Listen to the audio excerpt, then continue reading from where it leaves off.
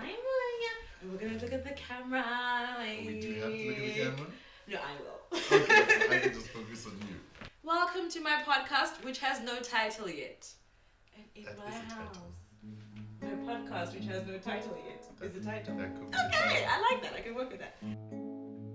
Are you listening? Are you there? My name is Tendai, and I'm an exploring human. I'm a questioning human. I have a bunch of observations about life that I like to talk to people about, questions about life that I like to hear what people's opinions are on those various things. And people in my life, my friends and I, and even me with strangers, love engaging different topics, different issues. So this is an opportunity for me to share those topics, share those questions, share those issues with you, with people I invite to have conversations with. Some people will be well known, some people won't be so well known, but each of these people will have an incredible point of view. Welcome to my podcast, What You Say, where it's all about your take on the life that we're living. Something that's also really important to me is this blending of my African heritage and African identity with my navigating a modern world. Modern is debatable, but that's a podcast topic for another day. But that's my reality, where I was raised in an independent African nation, post-independent African nation. I was born 4 years after the country I come from, Zimbabwe, gained its independence. And so there were many more opportunities for the black child than were ever had before, since post-colonial history. And so that came with lots of interrogations, lots of questions, lots of redefining what life was and what meaning was and what success was. And I'm the byproduct of that. I'm the first generation born free in my family. And that means we haven't got all of it figured out. It means that we're defining identity as we go. And one of the things that is of extreme importance to me is the question of family. What does family mean to the African individual today? So my first guest today is someone I grew up with. I met him at around 11 years old. We share a birthday month, and he's a fascinating human being, and we've been friends since we were 11.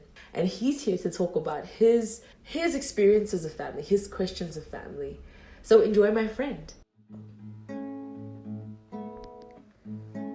So was your dad an ambassador? A deputy ambassador. Okay. So my dad was, I think originally he was press secretary, Mugabe's press secretary. So he used to do a lot of his speeches and stuff. He used to write his speeches for him. Oh, so you're a good writer. Did you I hear wish any I of the? was. I sincerely wish I did. But he likes music and things. That's true. We won't talk about the music. We'll talk about you as a man. Okay. That's why we're here. That's why we're here. So, like, over the last couple of weeks, been exploring this idea of family and how those of us that are in the 21st century, especially those of us that were raised in African households but are living modern lives, are trying to navigate family. Yeah. Because our parents are traditional in their mindsets. Yeah. And upbringing, and Yes. then we're like Yeah. now. So what does that, for you, comparing how you grew up and what you're having to deal with now in your 30s? What was the thing that shocked you the most in terms of like your expectations versus the reality? Of family. I think growing up, I thought I would have had a family by now, my own family. So, but that's not worked out. Family, yeah, I think the whole family dynamic has completely changed. And I mean, I know that we sometimes think it's also because of Zimbabwe and everything that happened, and family kind of dispersed and everyone kind of was over there. I know growing up, my brother, like, he was in UK at one point and the whole family was in Zimbabwe, and that's how it's always been. Then he went to Australia, then my sister went to Cape Town, but then the thing is that, like, people don't really come back to settle. It's like you just come to visit, and then so family is just, it's not as I imagined family would be, where everyone under one household. And it's actually very funny. I remember having a conversation because I saw Spotify wants to launch a family plan service now, but they want to do it according to, so it's going to be geolocated. So only if you're in that area, then you can be part of the plan. And I remember thinking in Africa that won't work because we're everywhere. So, yeah, family is just everywhere now. Yeah. So what does family mean to you, though? Let's take away the expectation that by now you've had your own. What does it actually mean to you? So family is, as my second name suggests, is Hamandishe. Okay. Which is, direct translation is family is God. And I do sincerely believe that the name rubbed off on me. Family is everything to me. I love my family dearly. And I mean, I can't wait to have my own family in one day. Family is home. Family is also security. Family is just, togetherness. There's familiarity with family. There's a lot with family. But I as I've grown up, I do appreciate family a lot more. Did you grow up in the traditional family structure? Funny enough, for us, I think family was, because we used to travel so much as a family, I guess it was just the nuclear family that always stuck together, except for when my brother, as I said, when we had to travel, then I think he was like doing exams and he had to stay and finish, and then he joined us later. And that happened a few times in different countries. But it was just the nuclear family. So I don't know if that was a traditional one or not. We kind of just, with the Chinetzes, when I have a family, I want to be in a position where I guess more stable. And I don't know what that even looks like at this moment in time, but I want to be in a position where if I'm with my kids or my wife, and if my kids ask me, Munya, Dad, I want to do something. Munya! I want to... learn some respect. I would want to be able to say no to them, because between my wife and I, we think it's not the right thing to do, not because I can't physically do it, because I don't have enough money or resources or whatever. So I think I'm very concerned about that. That's, I guess, a fear that's kind of stopping me from wanting to do that. Providing? Just being that ultimate provider. Yeah. Define that some more. What is it? So yeah, just as I said, just being able to enable, and not being able to, as I said, I don't want to have lack. I don't want, as I said, to tell my family no because I can't afford to do it. It's because I'm choosing, or my wife and I are choosing, we don't want to do this for the kids. And you choose not because you can't. So that's something that just, and as well as just owning properties, but also, if I have to be honest as well, I think the route my life has taken as well, with the jobs and the work that I found myself traveling a lot. And it's been hard to maintain a relationship, I found, with that. So trust is a very big thing. And if you're traveling a lot and you're with a partner that doesn't entirely trust, for whatever reasons they have, it makes it difficult. He's talking about someone. No, I'm joking. No. No, okay. So, let's talk a little bit about that some more, right? So, I think it's interesting that you grew up traveling a lot. Yeah. And now you're traveling. Still. As an adult. Yes. By choice now. Yes. Was that a conscious thing? I think I've always wanted to, and God delivered things in a way that I continued traveling, I guess. I can't say it was my intent, or I can't say I necessarily planned this and said I'm going to do this so that I can travel. It just worked out that way. Yeah, that's the truth. But if you could choose it? Definitely, I would travel. If I could, I would have definitely chosen to do that still. So do you feel like in some ways the model you had for family, because obviously our parents' generation, the wives would more likely kind of have to go with what the husband is doing. True. Right? Yeah. And now women are more able to make choices for themselves and be like, dude, if you want to go to Ghana, I'm going to stay here or whatever. So why? Because you're saying that one of the reasons you haven't settled and started a family is the travel piece, right? What's prevented you from finding a partner who will go on that journey with you? I've never actually explored it, to be honest. I think, but the travel doesn't actually bother me as much in terms of. I think as I said, I think it's just an individualistic type thing where it just, depending on the partner you choose, and if there's trust when I do travel by myself, or if you want to travel with me, that would be brilliant. I'm actually happy. Those are the kind of adventures I'd love to have with a partner.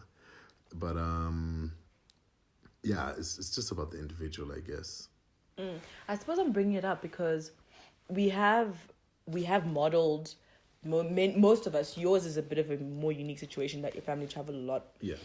That's not everybody's situation, right? True. Let alone working as press secretary for someone who's that big a deal, right? But for many of us, I grew up in one place. In my childhood, I lived in two places. So until I was 15, I lived in one place. And then the last 2 years before Zim did what it did, I was in another place. Yes. But my family was always together, right? So do you feel like, actually, how do you feel about how family was then and our reality is now? Do you think it's still relevant? The structure of being in one place? What are your thoughts around that? Yeah, I don't It's kind of disrupted now. It is completely disrupted. I think at the end of the day, I think you just have to figure it out what works for you ultimately. And I think that's just generally that's how I just try and live my life. The traditional structure of a family has completely been like obliterated. There's no such, I don't think it's like that anymore. And as you said, in those days, I think the man was the breadwinner, and the family would follow where the father goes, technically, in all honesty. But as you said, in this day and age, things have changed. Women are more independent. Women are doing things for themselves, where wives can tell their husband, like, yo, peace out, you can do your thing and come back, or whatever you decide to do. I don't think it's as relevant as it was. No. But I find like my guy friends, such as yourself, y'all are like confusing to me sometimes because you act very modern and very woke, but you want it like old fashioned. I think it's because I think it's a seed that it is. I think honestly, there's an element where there's a programming that happens when you're a kid that you do want to. So I definitely am modern. There's certain things I think even within my relationships that I've had that is liberal the right thing? Let's go with liberal. I'm a bit more liberal than other guys, so I'm not too fussy. But there are certain things which I would like. So I think even when I was talking about how I'd want the structure of my family to be, where I know I definitely want to be the breadwinner in my family. That just feels right to me. It feels right that I'm the breadwinner. I will supply it for the family. And my wife, I guess, it's like I want my wife to also work, but the work that she would be doing isn't necessarily a job for someone else. I want to be able to enable my wife to do whatever she wants to do. So whatever her passion is, whatever her dream is, let's focus on that and make it an actually sustainable whatever it is. And together, but ultimately I think I would want my wife's number one priority to still be the family. Like to put the children and myself above everything else, and still, so yeah, it is weird, but that's technically how I'm thinking I'd like it to be. Okay, shame, I'm judging. So I will confess to a little bit of schizophrenia in that way as well, in that I feel like I'm quite autonomous. I'm doing my own thing. Yeah. And I also don't have my own kids and whatever. But if I were to get married, I want to be married to a person who would do that for me, even though I'm doing it for myself, right? Yeah. So, why? Like, it's weird, like, because like a lot of women are independent. Yeah.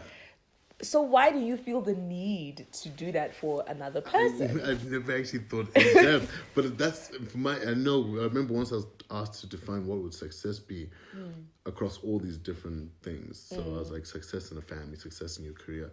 And when it came to success in family, and when I really thought about it, what I thought would be a success was what I described to you earlier, where I'm the breadwinner, I'm handling everything, enabling my wife, enabling my kids, and enabling everyone also around me outside of that. Not just my nuclear family, but those who are, I don't want to say deserving, but those who are wanting to work, then we can work and get it done. Sorry. But that just feels right for me. It feels like that is, at the end of the day, if I can accomplish that, I feel that in family, that's successful. I'm happy with that.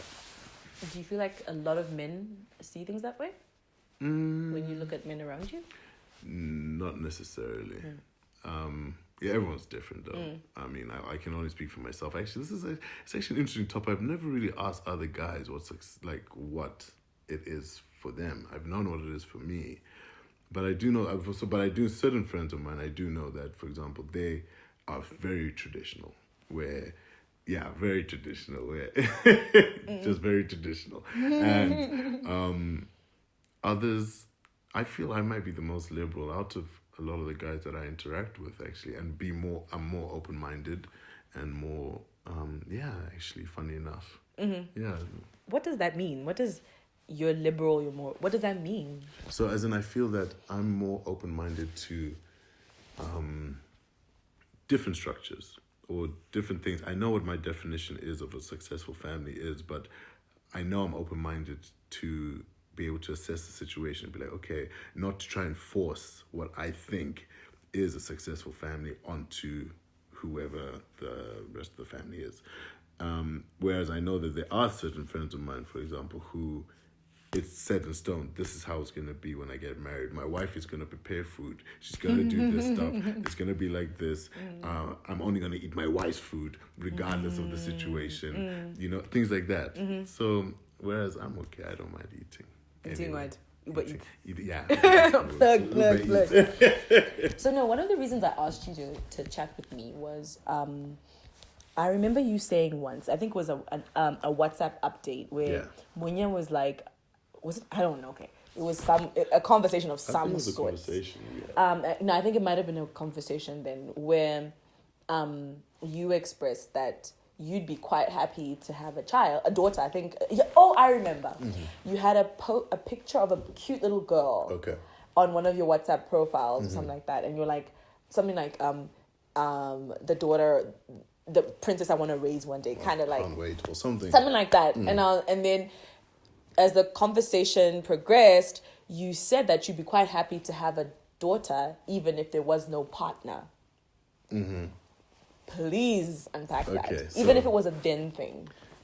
At that time, and I mean, so that's what I mean, I'm kind of open to things. So, I definitely am at a point where I feel I would love to have a child right now.